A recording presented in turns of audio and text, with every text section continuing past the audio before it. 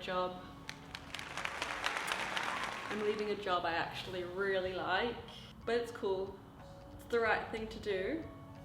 I'm ready to move on. I'm gonna become a full-time YouTuber with only 40 subscribers. Kidding. It's just time to move on. I'm actually moving overseas. And while I could have stayed with the company I'm with, I knew it was time to try something new. I was ready to move on, and I thought I would share how I make decisions about moving on from a company, just in case someone else out there isn't too sure about whether or not they should leave a job. Obviously, there are many ways to know whether or not you want to leave a company. But a while ago, I learned a little model that I thought I would share. It's the learn or earn. So essentially, you've got a certain amount of knowledge that a position can help you learn and increase your learning potential. That's your intellectual capital. Or you've also got the earning potential. That's your financial capital. That's the stuff that's gonna help you live. But both are important because your intellectual capital is going to help skyrocket your earning financial capital. So simply put, that earning amount is anything like your base income increasing, stocks, bonuses, or just generally your income pegged to inflation.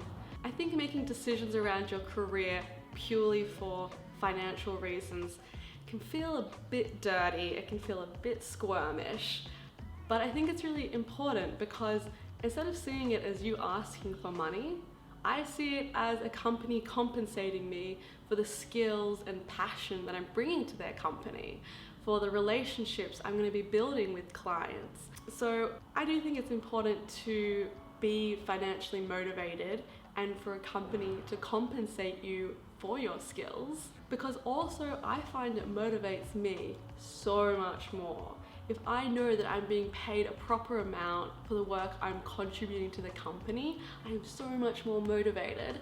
So I do think earning is a pretty important pillar to knowing when it's time to move on and knowing how to decide which company to move on to. The second pillar, we've got that learn potential. That's all of your intellectual capital. It's all of that information that you are learning and storing and going to be taking forward with you. So that financial stuff, that's helping you live, that's paying your bills, buying you some nice things, maybe a holiday. This learning capital, that's what you're going to take forward with you. So there's lots of different ways to learn, and it's going to be different for everyone. For me, it usually comes down to three things. It's learning from different leaders.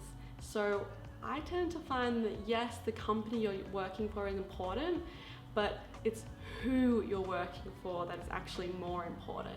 So those are the people that are going to show you what a good leader looks like, or a bad one. Those are the people that are going to inspire you and give you optimism about your future career.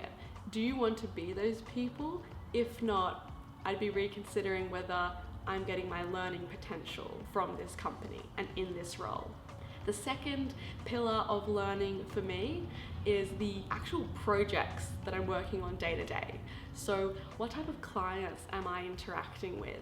Are they the clients that I'm finding inspiring and are getting me excited about the work I'm doing? And the projects that those clients are bringing in, are they really interesting challenges that are being brought to the table that I can learn from and improve on?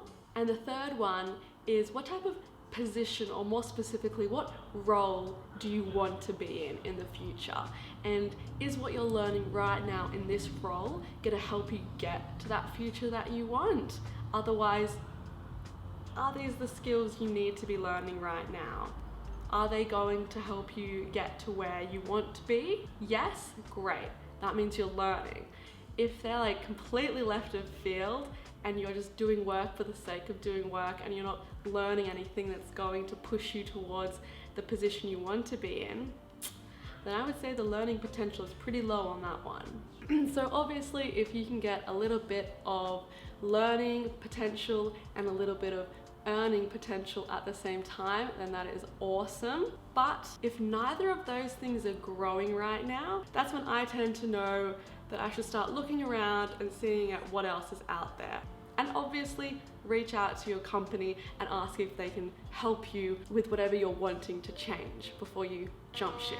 I do want to caveat that obviously there are some major red flags that if you're having in your workplace, then regardless of earn or learn potential, you should possibly be looking to leave. So these are some major red flags that when I'm seeing too many of these, I definitely am looking at what else is out there. The first red flag is not being respected at your work. To do your best work, you need your peers, your bosses, your leaders to respect you, to value your opinions, to consider you one of the team.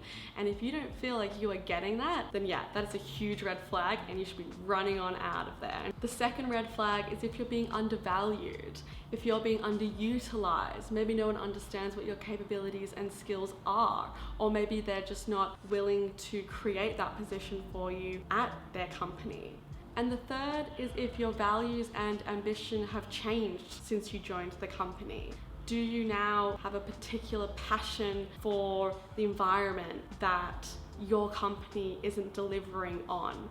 In fact, are they doing the opposite and destroying the environment and you're contributing towards that? That's a huge red flag if your values are now misaligned with the company that you're going in and working for every day. You definitely want to make sure that you're checking in with what you value and what your ambitions are, and that those continue to align with the business that you're spending 40 plus hours a week. You know, are you proud to call that place your work? If not, then that's a huge red flag and you should probably look at seeing what other options are out there regardless of learn or earn potential. For me, I knew it was time to move on because I'm moving overseas. So that was easier said than done. But even so, I still chose to leave the company because I was looking for a new role that had a greater specialization in some particular skills that I was seeking. So that for me was that learning potential. So I'm moving to London. I have 2 months off to chill out, go travel, and eat as much gelato as I can before I land in London and I start my new role with a big 3 consulting firm. So if you're interested in following along for the journey, please subscribe. I'd love to have you here. But otherwise, check out my other videos and have a great day.